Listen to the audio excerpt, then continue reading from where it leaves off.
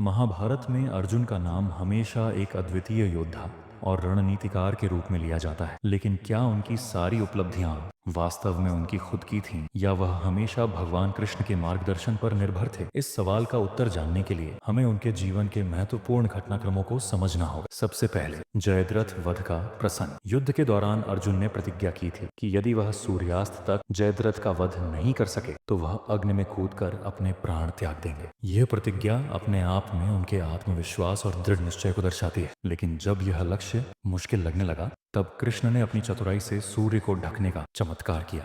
जयद्रथ को लगा कि सूर्यास्त हो गया है और वह छिपने से बाहर आ गया। इसी पल अर्जुन ने उसे मार गिराया। तो यह विजय अर्जुन की थी जिन्होंने अपने लक्ष्य को पूरा किया, या कृष्ण की जिन्होंने समय पर एक अद्भुत रणनीति बनाई? यह सवाल हमें सोचने पर मजबूर करता है। इसके बाद युद्ध के दौरान एक और महत्वपूर्ण घटना सामने आती है। जब कर्ण का रथ युद्ध भूमि पर फंस गया था और वह उसे निकालने में व्यस्त था, तब कृष्ण ने अर्जुन को तुरंत हमला करने का आदेश दिया। यह निर्णय नैतिकता और रणनीति के बीच का था। अर्जुन ने अपने गुरु के आदेश का पालन किया और कर्ण को मार गिराया। लेकिन यह घटना बार बार यह सवाल खड़ा करती है कि क्या अर्जुन को हर कठिन परिस्थिति में कृष्ण का सहारा लेना पड़ा?